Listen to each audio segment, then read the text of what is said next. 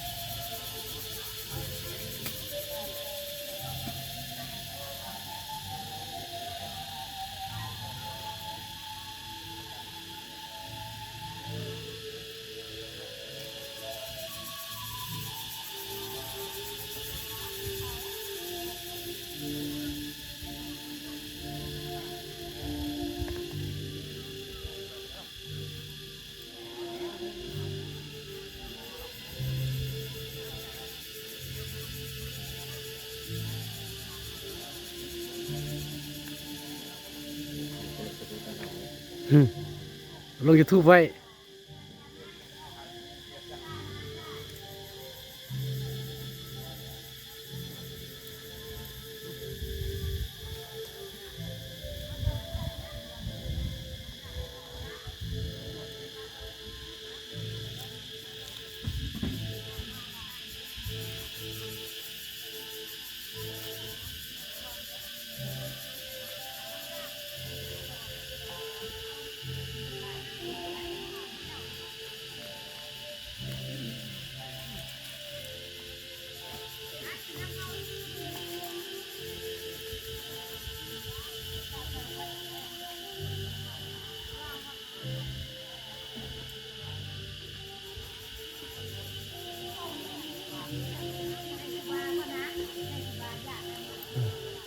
หุบแถวครับไปแล้วเนาะ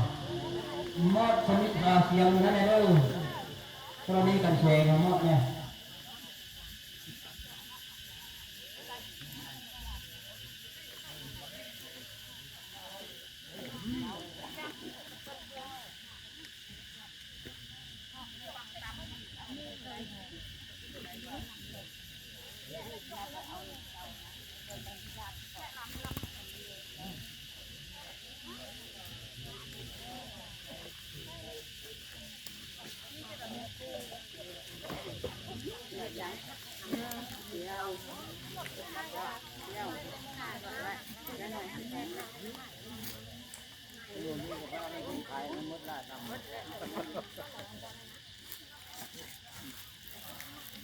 ได้ละ